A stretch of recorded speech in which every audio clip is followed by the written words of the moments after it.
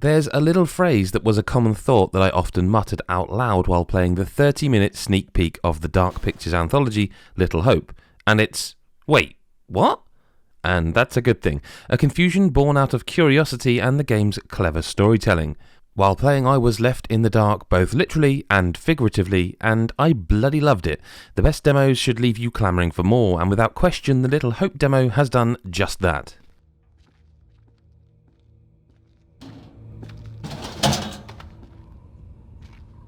Mine's dead.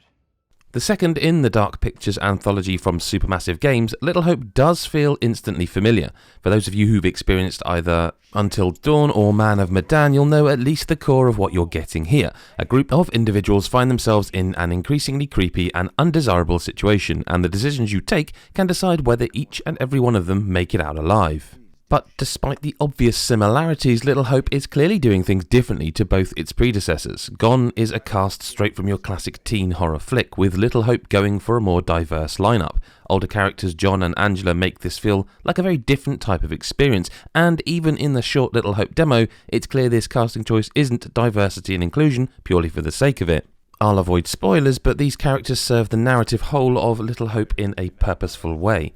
The different demographics also make them a more interesting cast as a whole, one of the criticisms from some of the cast of predecessor Man of Medan. The titular Little Hope is a small town with a dark past, focusing on the mid-1600s fascination with witchcraft, and more specifically how locals would sentence to death those believed to be following the practice in the name of the devil. Previous games deal with phenomena for our heroes in the here and now, and it's clear this historical nod back is a different approach. But traditional flashbacks, these definitely are not, with the demo showing two different visual experiences of the past that strangely our heroes are a part of and can seemingly influence from the present. If that sounds odd, it's because it is, and perfectly exemplifies the intrigue and curiosity I came away from Little Hope with. I wanted to understand more of how the pieces of the puzzle fitted together. The part of the story that was showcased in the demo definitely wasn't the very start of Little Hope though. Two of our characters were seen entering an abandoned police station looking for a phone to presumably help them hightail it out of there. Later, when they're joined by the rest of the cast, their cuts and bruises hint at something else significant that's happened in the lead up to where they are now. Because of that, the iconic bearings introduced in Man of Medan weren't visible, as they'd reveal more of the backstory than I'm allowed to know quite now. But just in the demo of under 30 minutes, I witnessed 4 or 5 bearing updated moments, meaning the decisions I'd made were critical and would impact something in the future.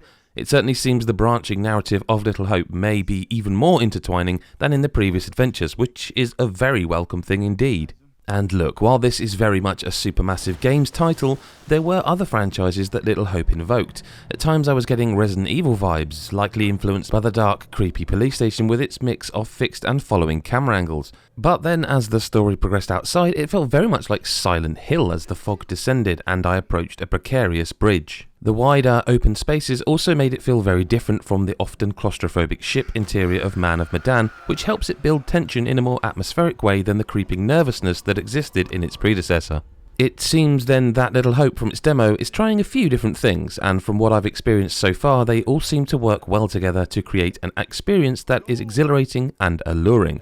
I'm curious about the storytelling.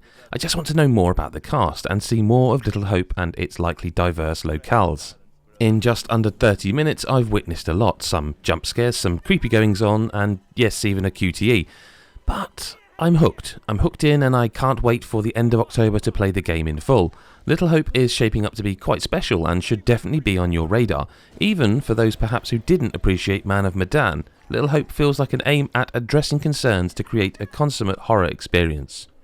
Thank you very much for watching our video preview of Little Hope. My name's Adam Cook from godisageek.com. You can follow us at godisageek on Twitter or myself at GBusF. This was written by Chris Hyde, who writes plenty of things for us on God is a Geek and is on our podcast, which you can catch on this very channel. So do make sure that you subscribe, give us a like, and if you want to ask us some questions, that's fine too. We can live stream this demo if you'd like to see us do that. So let us know in the comments, and maybe you can tell us what to decide when the old bearing things come up. Thank you so much for your time, and we'll catch you in the next video. Bye bye for now.